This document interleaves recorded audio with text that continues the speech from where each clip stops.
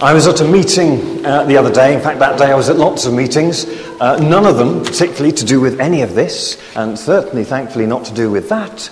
They were to do with just the joys and aspects and things of life, the things that people do, the things that happen, the things that we enjoy, and the opportunities life presents. And it was at one of these particular meetings where one particular phrase was said that just stopped me in my tracks. I don't think I'd said anything for a little while, but then suddenly lady there just came out with this simple phrase. I don't think she'd intended to use it. I think it was as much a surprise to her as it was to us, but it was also clearly slightly heartfelt. Not a throwaway phrase, but a throw to us phrase. It was simply, it's always good to use fewer words. Now, I haven't yet worked out what I do with that phrase. I am fully aware of the irony that I'm about to use a whole load of words. But nevertheless, it just knocked me completely off track for that moment. I had to sort of kick-start myself again into what we were there for, because it just snuck through, and you think, there's something in that. It's always good to use fewer words. Now, I'm going to try an experiment today, and given the temperature, I'm quite pleased that we are going to try this, because it might just possibly warm you up. Even those words are causing you to fear, I can tell. Last time I tried this was with the entirety of the Scouts, Brownies, Guides, Rainbows, everybody else's. And I completely lost control of the whole thing and had to write to apologise to the Mayor of Harrogate, because he was here at the time and was bombarded with little red tennis balls. I'm hoping that on this occasion I might be able to control it better, but we'll come to the red tennis balls in a few moments' time. First, just to warm you up, and do take this gently, don't want anyone pulling anything. Could you try, please, a gentle Mexican wave? Now, we're not going to do the full standing up, sitting down thing. That's far too much for a gentle Sunday morning. We'll simply use our arms. So, what we'd like to do, please, just going to describe it first. You get the chance to start. It's the best bit. From the front row, we'll go like that. Then the next row, we'll go like that. And all the way back. Now, you have a choice, you see. You can either start when they do, or you can be a bit more technical. We can move up to the advanced level, and you can start when they do. It's all in the timing. When it gets to the back, we'll just see where we go from there. Those of you in the royal seats, feel free to enter into this as it reaches your part of the building. So, okay, are you ready? Are you sure? Totally ready? Do you want to just get the elbows going? I should mention, yes, best to take your arms straight up rather than that way, otherwise you're just not going to make friends with the people next to you. Okay, after 3, 1, 2, 3, go! Oh yes, it's going. It might be slowing down, but it's going. Oh, reach the top and the balcony, and perfect, fantastic. Give yourselves a little round of applause. Right, now it gets more complicated, because this time it's going to start here, but it's going to go down this side of the building. It's then going to go across the back and work its way back up this side of the building. Now here, this requires the north side of the building to have eyes in the back of their heads. But many of you are parents, so I know you have that ability. So, after 3, down this side, across the back, back up to here. Perhaps you'd like to finish for us? Thank you very much. 1, 2, 3, go! Okay, good, very good. Yes, keep going. Yep. And goes back, and yep, coming back up, coming, closer. Before, yes, and 3, 2, 1. Ah, round of applause.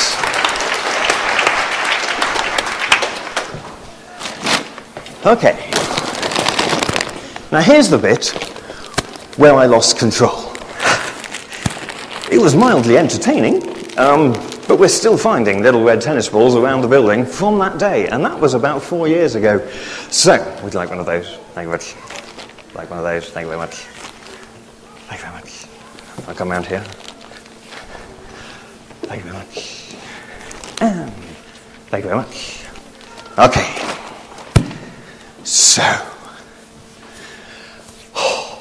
now, this side of the building is going to be less complicated than that side, and I haven't yet worked out how to include the balcony.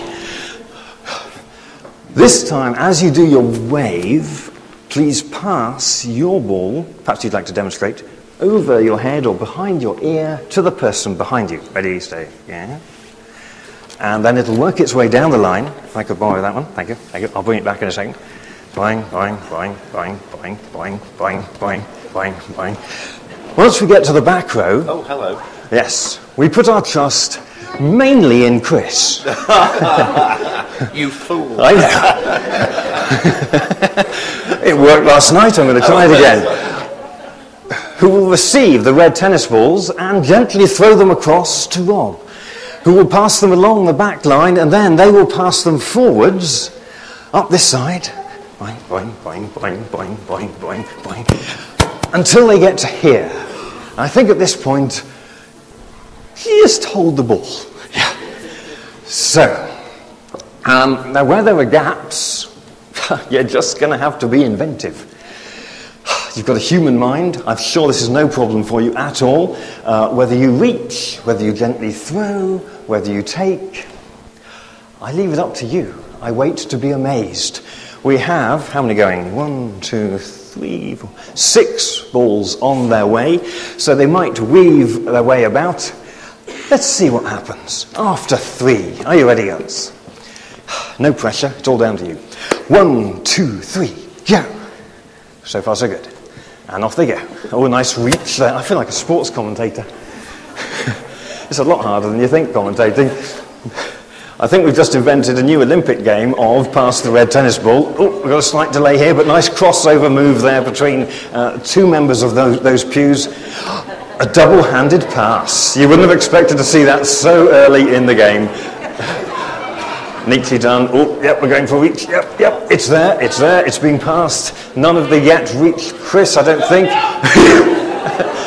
Oh, the first one has crossed. The second one has rolled its way across.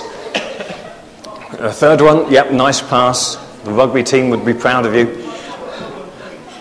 And another. I think we've still got 2 more, but I've completely lost track.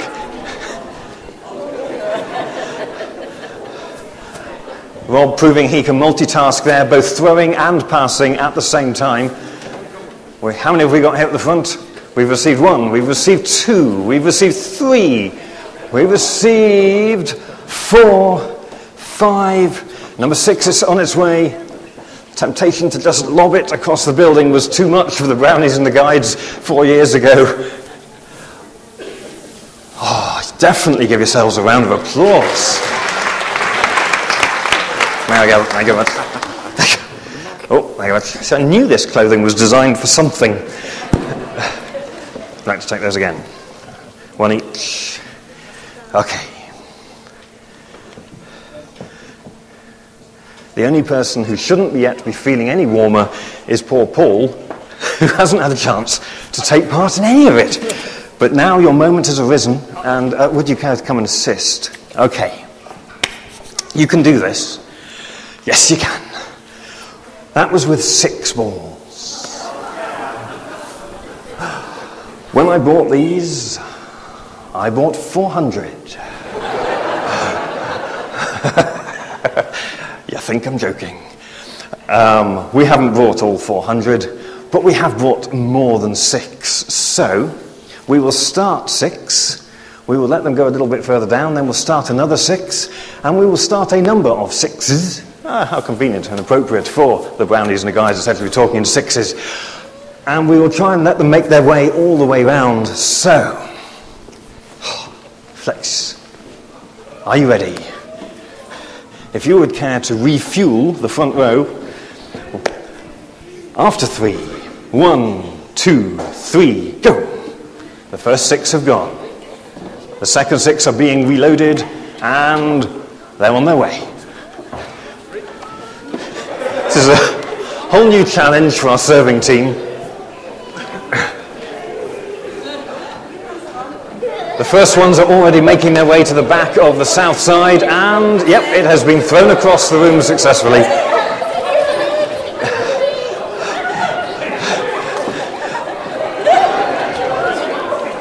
We're coming to the last 3 in the bag. And it's off.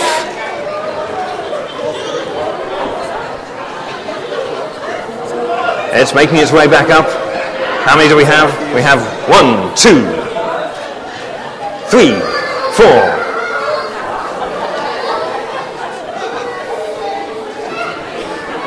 5, 6,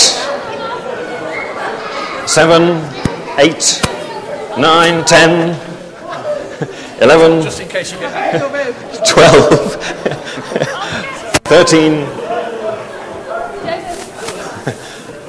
14, 15, 16, 17, 18, 19, nice catch, 20, 21, 22, 23, 24, 25, 26, 27, 28, 29, 30. Still coming. Still coming. Some have got a bit lost en route. 31, 32, 33, 34. 34 apparently was how many we passed out. Give yourselves a definite round of applause. Thank you. There we go. I feel like I've been apple picking. Who doesn't feel a little bit warmer now? Inside and out. Well, having been so busy, please now simply put your hands in front of you and look at the hands that you have been using to take part in that somewhat ever so slightly frivolous activity. Just look at the back of your hands first. And whether you're 6 or 46 or 86 or 136 years old, just look at your own hands. Look at the scars or the marks that they may have acquired. On my left hand, I can still find a burn mark from when I was about 11, and I can find on my right little finger the scar where I dragged my finger along a brick wall whilst riding on my scooter when I was really far too old to do so and should have known how to steer better. Turn your hands over, and rather than keeping them forced open, just let them gently close to wherever is comfortable. And look at those hands. Now, I'm not a great one for things medical, but isn't that extraordinary, that your hand? Think about everything that those your hands have held. The people who you've met and embraced or shaken hands with. The things you've carried.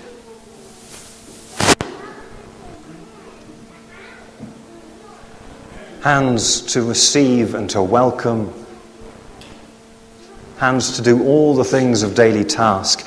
Hands that may very well have received into them a child and held him up and then cradled him in life. Now, it may just be that in this week to come, we will finally be given permission to begin work on this wall behind me. We're not entirely sure, but we think we might.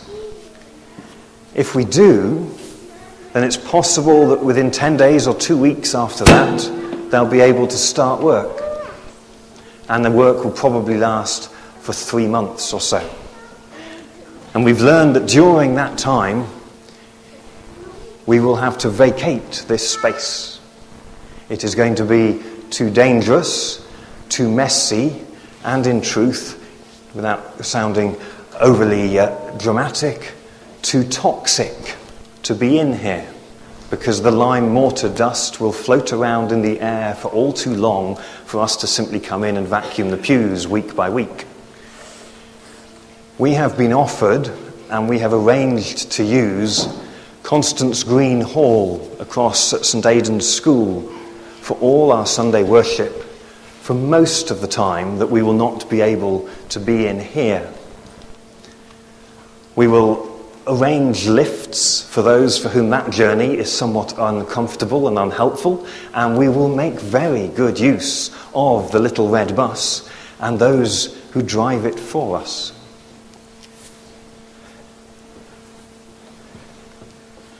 It's been somewhat tricky to know when to mention any of this, because to be entirely honest, this situation has been doing backflips forwards, backwards and sideways virtually day by day for some weeks and indeed months. It may still be that come this week we don't get permission to do this and we still have another month or two to wait. It may be that we do get permission. We simply don't know. So at this point, we say that this is our plan. And we go from here into whatever the near future will bring us in all the things of life. Simeon took the child in his arms, in his hands, raised him up, saw the promise fulfilled, and went on his way.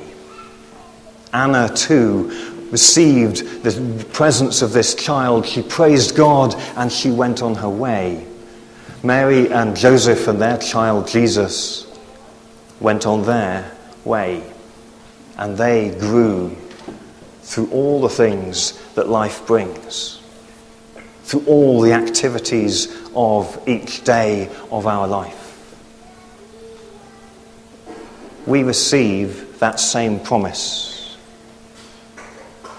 The gifts and the challenges of life, the things that we rejoice in and the things that scar us, they become a part of who we are. We also receive the same promises as Simeon and Anna, that in every step we take, God walks beside us, and walks beside us in the presence and the company of one who knows what it is to grow through the things that life brings, knows how it is to learn how to praise and what it's like to be challenged as to whether to fight. Learned what it was like to meet all these things of daily life, exactly like you will as you go through today and tomorrow and all the days to come. When we see that gift, and when we then receive it, we take that gift into every single thing that we do. Every action, every person we meet, everything that in the mundanity of life our hands take a part in and our eyes see. It's always good to use fewer words. What is it that we want to say and to give to the world? What is it that we see as that gift that we carry and that we receive? That if our words were few, we would use them to say this. We receive such gifts of grace and love and ability. It's there shining out of your hands in everything that they have done, in every single moment of your life. And we receive a promise that we can hold God's hand in all that we do and in everywhere we go. So let us walk with him, travel with him,